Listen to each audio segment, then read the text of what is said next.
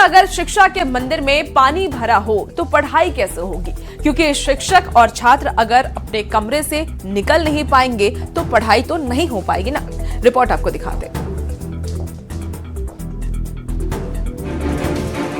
लगातार हो रही तेज बारिश से भागलपुर के तिलका मांझी विश्वविद्यालय परिसर में बदहाली की तस्वीरें सामने आ गईं। पीजी हॉस्टल जाने वाले मुख्य रास्ते से लेकर कल्याण छात्रावास तक हर तरफ पानी ही पानी भरा हुआ है, जिससे छात्र अपने ही कमरों में कैदी बनकर रहने को मजबूर हैं। वेलफेयर हॉस्टल के भीतर तक बारिश का गंदा पानी घुस चुका है। छात्रों का कहना है कि ये समस्या सालों से बनी हुई है। जिला प्रशासन से लेकर यूनिवर्सिटी मैनेजमेंट तक कई बार इसकी शिकायत की गयी, लेकिन अब तक कोई स्थायी समाधान नहीं निकाला गया। आवाजाही पूरी तरह से बाधित है, पढ़ाई ठप हो चुकी है। जल जमाव की परेशानी सिर्फ छात्रों तक सीमित नहीं है। हॉस्टल क्वार्टर में रह रहे कर्मचारियों के परिवार भी इसी पानी के बीच रहने को मजबूर हैं। जल भराव की वजह से विषैले सांप, बिच्छुओं का खतरा बढ़ जाता है। लोग इस डर की वजह से रात रात भर जागकर वक्त निकालते हैं। ऐसे में सवाल ये कि हर बारिश के बाद पैदा होने वाली इस गंभीर समस्या पर विश्वविद्यालय प्रशासन आखिर कब तक आंखें मूंदे रहेगा? क्या किसी हादसे के बाद प्रशासन जागेगा?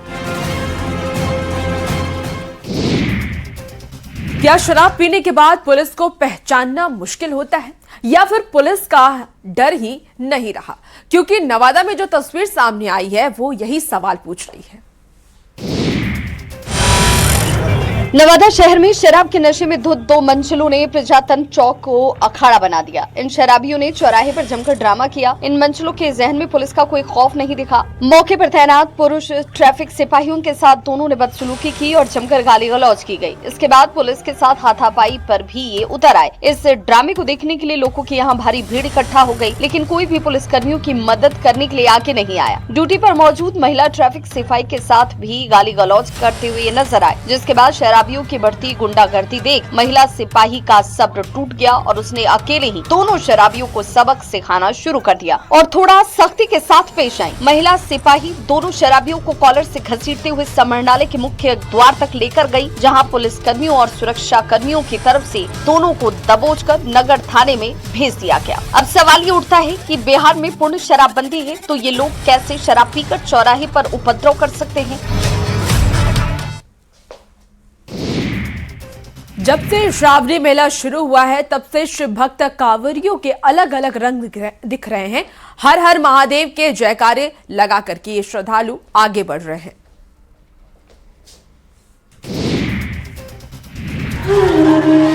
विश्व प्रसिद्ध श्रावणी मेला जब से शुरू हुआ है तब से शिव भक्त बाबा बैद्यनाथ धाम की ओर बढ़ रहे हैं। हर रोज श्रद्धालुओं की आस्था के अनोखे रंग देखने को मिल रहे हैं। इसी कड़ी में पश्चिम बंगाल के कोलकाता से आई 40 श्रद्धालुओं की टोली इन दिनों सभी के बीच आकर्षण का केंद्र बनी हुई है। इस टोली की सबसे बड़ी खासियत 250 किलो की देवों के देव महादेव बाबा भूतनाथ की प्रतिमा रूपी भव्य कांवड़ है, जिसे लेकर शिव भक्त पैदल यात्रा कर रहे हैं।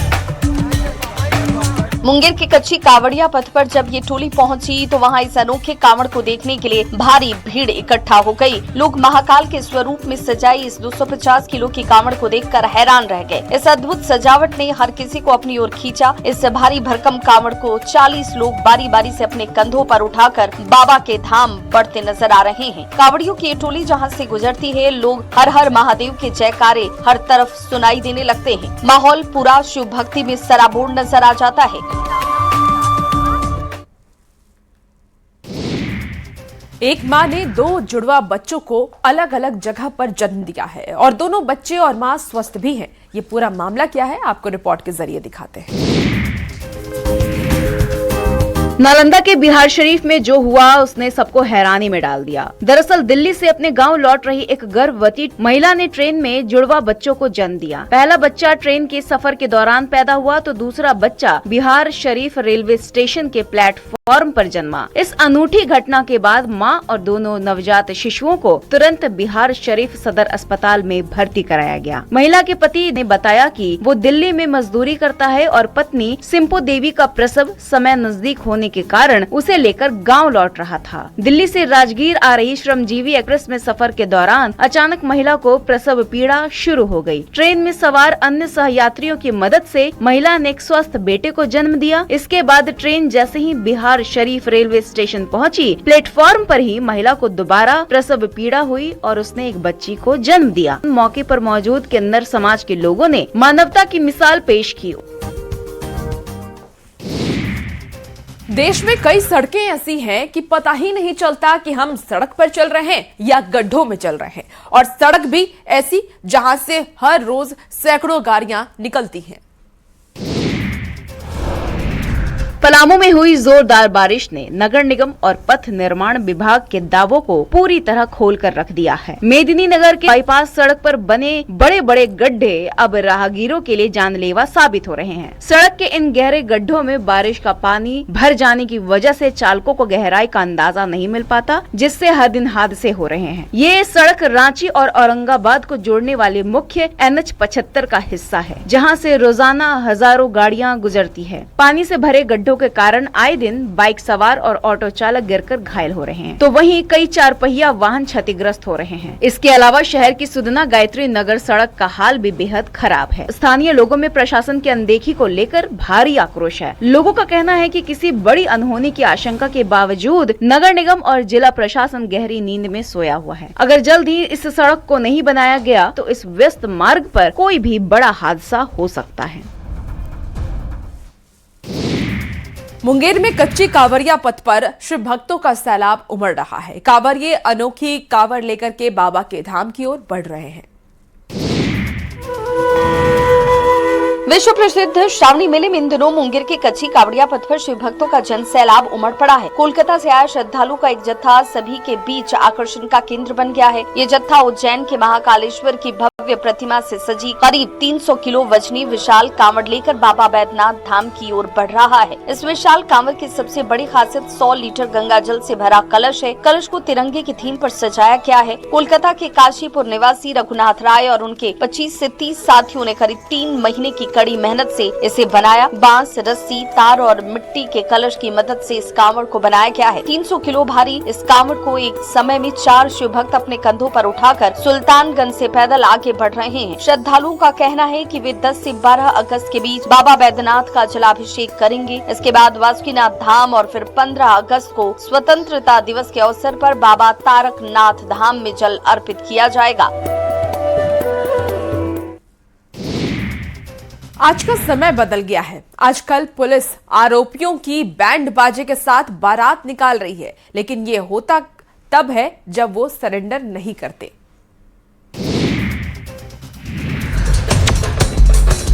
मोतिहारी जिले में इन दिनों पुलिस का एक अनोखा अंदाज देखने को मिल रहा है। जिले में आपराधिक मामलों में लंबे वक्त से फरार चल रहे अपराधियों पर शिकंजा कसने के लिए मोतिहारी पुलिस लगातार कड़े कदम उठा रही है। इसी कड़ी में घोड़ासहन और हरसिद्धि थाने की पुलिस ने बड़ी कार्रवाई करते हुए कोर्ट के आदेश पर 8 फरार आरोपियों के घर पर ढोल नगाड़े बजाकर इश्तेहार चिपकाया। मामला पुलिस टीम पर हमला करने से जुड़ा हुआ है। घोड़ासहन थाना क्षेत्र में पुलिस पर हमले के मामले में लंबे वक्त से फरार चल रहे 7 आरोपियों के घर पुलिस बल ने डुगडुगी बजाई और घर पर दस्तक दी। पुलिस टीम ने गांव के लोगों की मौजूदगी में बकायदा ढोल बजाकर कोर्ट के आदेश का ऐलान किया और आरोपियों के मकानों पर कानूनी नोटिस और इश्तेहार चिपकाए गए। दूसरी तरफ हरसिद्धि थाने की पुलिस ने भी पुलिस टीम पर जानलेवा हमला करने के आरोपी संतोष कुमार के घर पर ढोल और डुगडुगी बजवाई। इस दौरान पुलिस अधिकारियों ने गाँव भर में ढिंढोरा पिटवाकर आरोपी को जल्द से जल्द कोर्ट में पेश होने की हिदायत दी और घर के दरवाजे पर इश्तेहार चिपका दिया गया।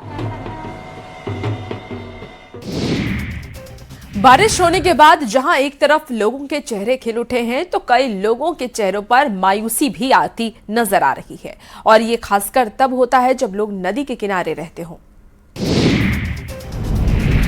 शिवहर जिले के पिपराही में RCC पुल का कटाव का खतरा मंडरा रहा है। नदी के तेज बहाव और लगातार हो रहे भू कटाव ने जिला प्रशासन की अचानक नींद उड़ा दी है। पुल को बचाने और किसी भी बड़े हादसे को रोकने के लिए प्रशासन ने युद्ध स्तर पर बचाव कार्य शुरू कर दिया है। हालात की गंभीरता को देखते हुए जिला प्रशासन पूरी तरह हाई अलर्ट पर है। जिलाधिकारी के निर्देश पर जल संसाधन विभाग समेत तमाम संबंधित विभागों की टीम मौके पर लगातार कैंप कर रही है। पुल को सुरक्षित रखने के लिए सैकड़ों मजदूरों को रात दिन बचाव कार्य में लगाया गया है। कटाव को रोकने के लिए बोल्डर और बालू से भरी बोरियों के जरिए मजबूत सुरक्षा घेरा तैयार किया जा रहा है। वहीं वरिष्ठ अधिकारी पल पल की स्थिति पर नजर बनाए हुए हैं। स्थानीय निवासियों का कहना है कि पिपराही का ये RCC पुल शिवहर जिले की लाइफलाइन माना जाता है। लोगों को डर है कि अगर समय रहते कटाव नहीं रुका और पुल को कोई नुकसान पहुंचा तो दर्जनों गांव का संपर्क पूरी तरह कट जाएगा। सावन के पावन महीने में लोग कांवर लेकर के तो आ रहे हैं, लेकिन इसके साथ साथ कांवरियों को खाना खिलाकर और सेवा करके भी पुण्य कमा रहे हैं। 12 ज्योतिर्लिंगों में से एक बाबा बैद्यनाथ की नगरी सेवा और समर्पण के लिए जानी जाती है। सावन के पावन महीने में लाखों श्रद्धालु 105 किलोमीटर की कठिन पैदल यात्रा कर बाबा बैद्यनाथ का जलाभिषेक कर रहे हैं। इसी कांवरिया पथ पर शिव भक्ति के कई अनोखे रंग देखने को मिल रहे हैं, जहां जल अर्पित करने के साथ साथ श्रद्धालु नर सेवा ही नारायण सेवा का संदेश दे रहे हैं। इसी कड़ी में मद्रास कांवर संघ की टोली सभी के आकर्षण का केंद्र बनी हुई है, जो इस बार अपनी कांवर यात्रा की 25वीं वर्षगांठ मना रही है। 90 कांवरियों का ये जत्था दिन भर पैदल यात्रा करता है और शाम होते ही पड़ाव डालकर शुद्ध देसी घी में भोजन तैयार करता है। इसके बाद ये टोली रास्ते से गुजर रहे सैकड़ों अन्य कांवरियों के बीच निःशुल्क भोजन का वितरण करती है। कांवरियों का कहना है कि रास्ते में चलने वाले अन्य शिव भक्तों की सेवा करने से उन्हें ऐसा लगता है कि मानो वो स्वयं भगवान शिव की सेवा कर रहे हों। अगर आपके आसपास की सड़क टूटी हो और प्रशासन की शिकायत करने पर भी कोई सुनवाई ना हो, तो वही करिए जो पटना के लोगों ने किया है। बाढ़ अनुमंडल के मोकामा नगर परिषद क्षेत्र के वार्ड नंबर 1 और 2 के लोग इन दिनों भीषण जल जमाव की मार झेल रहे हैं। लगातार हो रही बारिश और जल निकासी के पुख्ता इंतजाम न होने की वजह से गुरुदेव टोला में चारों तरफ बदहाली का मंजर है। सड़कों और गलियों में घुटने पर पानी भर गया है, जिससे स्थानीय लोगों को पैदल चलने में दिक्कत हो रही है। बच्चों को स्कूल जाना भी दूभर हो गया है। प्रशासन की अनदेखी से तंग आकर ग्रामीणों ने अब खुद ही इसको चलने लायक बनाने का बीड़ा उठाया है। लोगों ने बांस और लकड़ी से पुल तैयार किया है, जिसके सहारे लोग किसी तरह से आ जा रहे हैं। नाराज लोगों ने अपना विरोध दर्ज कराने के लिए जल भराव वाली सड़क पर धान की रोपनी की। लोगों का कहना है कि वो इस जलजमाव से केवल बारिश के मौसम में नहीं बल्कि पूरे साल इस गंभीर समस्या से जूझते हैं और किसी के बीमार होने पर मरीज को अस्पताल पहुंचाना एक बड़ी चुनौती होती है। हर समय जल जमाव होने से इसमें कीड़े मकोड़े और मच्छर पैदा हो गए हैं, जिससे डायरिया जैसी गंभीर बीमारी फैलने का भी डर रहता है। लोगों की सरकार से अपील है कि जल्द से जल्द उन्हें इस समस्या से निजात दिलाएं। मॉनसून ने पहाड़ों पर ऐसी तबाही मचाई है कि अब पहाड़ों पर घूमने जाने वाले भी जाने से पहले कई बार सोचते हैं। हिमाचल प्रदेश के सिरमौर जिले और नाहन में बारिश ने ऐसा कहर बरपाया कि कई इलाकों में हालात बेकाबू हो गए हैं। पिछले कई घंटों से हो रही मूसलाधार बारिश के बाद जगह जगह फ्लैश फ्लड और लैंडस्लाइड की घटनाएं सामने आई हैं। तेज बारिश के चलते नाहन और सिरमौर के कई इलाकों में तबाही का मंजर देखने को मिल रहा है। शहर की सड़कें पानी में डूब गई है और कई जगह सड़कों पर तेज बहाव के साथ पानी बहता नजर आ रहा है। लगातार बारिश से जनजीवन प्रभावित हुआ है, वहीं नदियों और नालों का जल स्तर भी तेजी से बढ़ रहा है। प्रशासन हालात पर नजर बनाए हुए है और लोगों से सतर्क रहने की अपील लगातार की जा रही है। पहाड़ी इलाकों में लगातार हो रही बारिश के बीच भूस्खलन का खतरा भी बढ़ गया है, जिससे लोगों की मुश्किलें और बढ़ गई हैं।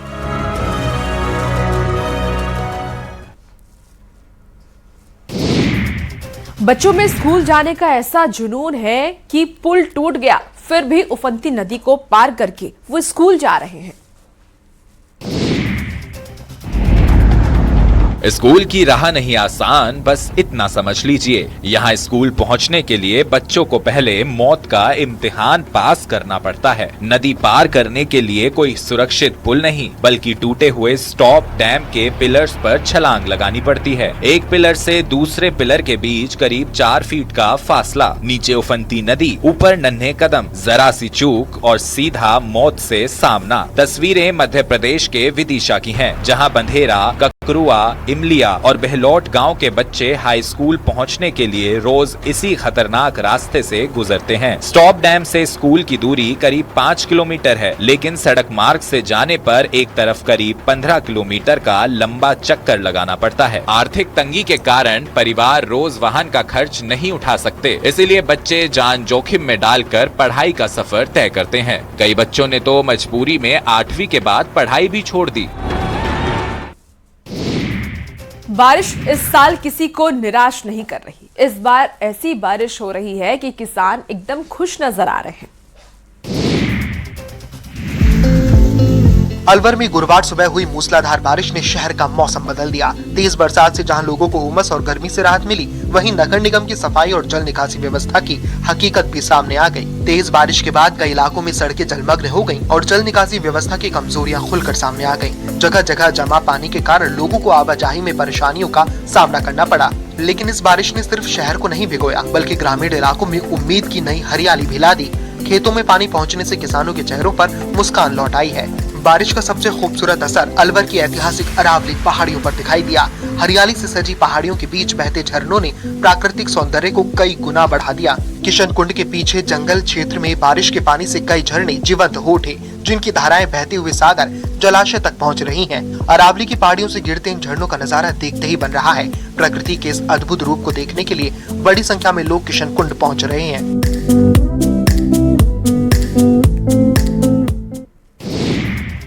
कुदरत के आगे किसी की नहीं चलती है, चाहे फिर वो मिलेनियम सिटी ही क्यों ना हो। देखिए, हरियाणा के गुरुग्राम में हुई बारिश ने सड़कों और गलियों को तालाब में तब्दील कर दिया।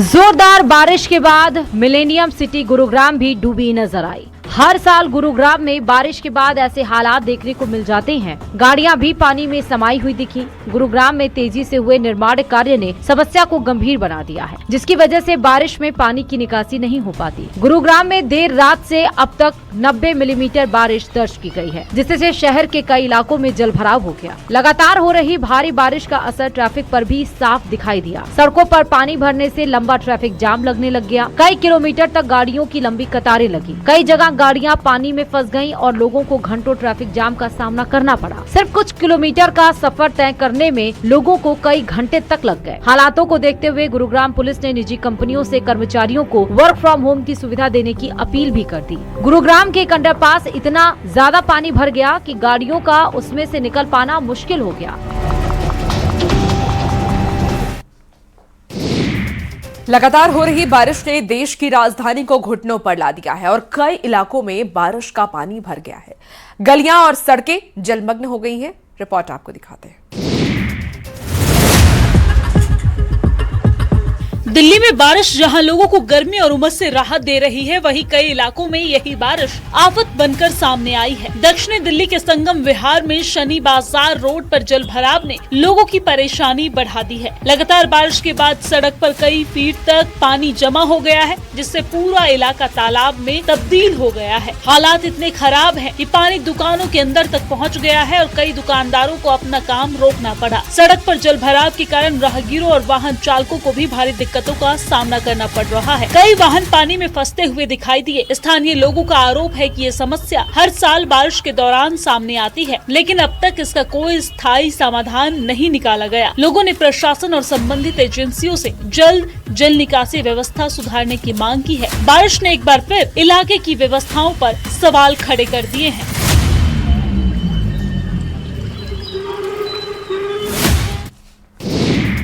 आखिर जब कोई सड़क या अंडरपास बनता है तो क्या उनको ये पता नहीं होता कि मॉनसून भी आएगा, बारिश भी होगी, और अगर पता होता है तो फिर आरा में ये स्थिति आखिर क्यों पैदा हुई। भोजपुर में हुई बारिश ने प्रशासन के विकास के दावों की पोल खोल दी है। जिले में हल्की सी बारिश ने हर बार की तरह इस बार भी जल जमाव की समस्या उत्पन्न कर दी है। बारिश होते ही गढ़हनी के रेलवे अंडरपास में पानी की निकासी न होने की वजह से भीषण जल जमाव हो गया है। अंडरपास में पानी भरने से मोटरसाइकिल, ऑटो और टोटो चालकों को भारी परेशानी का सामना करना पड़ रहा है। कई लोग अपनी जान जोखिम में डालकर बाइक सवार मजबूरी में रेलवे लाइन पार कर रहे हैं। ये लापरवाही बेहद खतरनाक साबित हो सकती है, क्योंकि ऐसे में ट्रेन आ जाने पर किसी भी वक्त बड़े हादसे से इनकार नहीं किया जा सकता। स्थानीय लोगों का कहना है कि हर बरसात में यहाँ यही मंजर देखने को मिलता है, लेकिन प्रशासन की तरफ से अब तक जल निकासी की कोई अस्थायी व्यवस्था नहीं की गई है। स्थानीय निवासियों ने जिला प्रशासन और संबंधित विभाग से अंडरपास की ड्रेनेज व्यवस्था में जल्द से जल्द सुधार करने की मांग की है, ताकि लोगों को हर बारिश में अपनी जान दांव पर न लगानी पड़े। आरा का रेलवे स्टेशन इतना पैसा कमाकर देता है, तो फिर यात्रियों के लिए पार्किंग जैसी सुविधा वहां पर क्यों नहीं है। पार्किंग ना होने से क्या क्या स्थिति पैदा हो रही है, आपको इस रिपोर्ट में दिखाते हैं।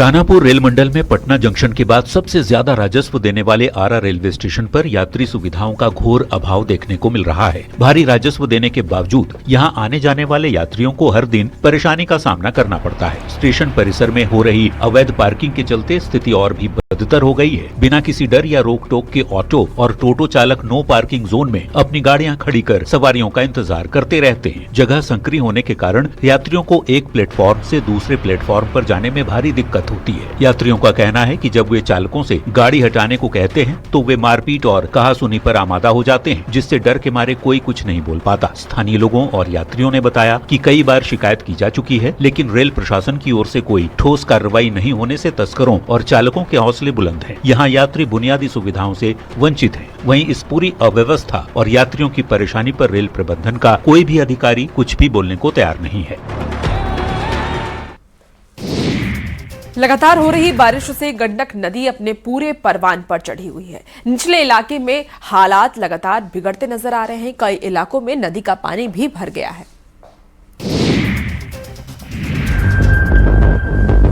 लगातार हो रही बारिश ने कई लोगों की आफत बढ़ा दी है। बेतिया के बगहा में गंडक नदी का जलस्तर तेजी से बढ़ने के कारण तटवर्ती गांव का बाढ़ का खतरा गहरा गया है। नदी का उफान अब चकदहवा और झंडू टोला जैसे गांवों में तबाही मचाने लगा है। नदी के जलस्तर ने यहां का जनजीवन बुरी तरह से प्रभावित किया है। जानकारी के अनुसार वाल्मीकि नगर गंडक बराज से करीब 1,70,000 क्यूसेक पानी छोड़े जाने के बाद गंडक नदी के जलस्तर में भारी उछाल आया है। नदी का पानी अब सीधे आबादी वाले इलाकों में घुस गया है, जिससे कि गाँव का मुख्य संपर्क मार्ग टूट गया है। लोगों की आवाजाही पूरी तरह से ठप हो गई है। बाढ़ के पानी को घरों की ओर बढ़ता देख ग्रामीणों में दहशत का माहौल है। लोग अपना जरूरी सामान समेटकर सुरक्षित स्थानों और ऊंचे इलाकों की ओर पलायन करने की तैयारी में जुट गए हैं। वहीं हालात की गंभीरता को देखते हुए स्थानीय प्रशासन स्थिति पर लगातार नजर बनाए हुए है और तटवर्ती इलाकों के निवासियों से सतर्क रहने की अपील की जा रही है। हर साल नदी में बाढ़ आने के बाद तबाही का भयानक मंजर दिखाई देता है। तो जिस खेल से देश की मिट्टी की खुशबू आती है, उसका आयोजन अगर आपके आसपास हो तो शायद आप भी उसको देखने के लिए खुद को रोक नहीं पाएंगे। रिपोर्ट में देखिए। देश का प्राचीन खेलों को बढ़ावा देने के उद्देश्य से मोतिहारी के रामगढ़वा प्रखंड के नरीरगिर गांव में भव्य कुश्ती दंगल का आयोजन किया गया। इस दंगल प्रतियोगिता में नेपाल से आए नामचीन पहलवानों के साथ साथ स्थानीय अखाड़ों के पहलवानों ने अपने जबरदस्त दांव पेच और दमखम का प्रदर्शन किया। मैदान में हुए एक से बढ़कर एक रोमांचक मुकाबलों को देखने के लिए हजारों दर्शकों की भारी भीड़ उमड़ पड़ी। नेपाल के पहलवानों ने अपनी फुर्ती और तकनीकी कौशल से लोगों को दांतों तले उंगलियां दबाने पर मजबूर कर दिया। वहीं स्थानीय पहलवानों ने भी उन्हें कड़ी टक्कर देकर दर्शकों का दिल जीत लिया। इस शानदार दंगल समारोह में समाज सेवी अरशद अली मुन्ना मुख्य अतिथि रहे। इसके अलावा मोहम्मद सफीउल्लाह समेत स्थानीय ग्रामीणों ने इस दंगल को सफल बनाया। दंगल के दौरान लोगों में भारी उत्साह देखने को मिला। प्रतियोगिता के समापन पर शानदार प्रदर्शन करने वाले विजेता और उप विजेता पहलवानों को ट्रॉफी और पुरस्कार देकर सम्मानित किया गया।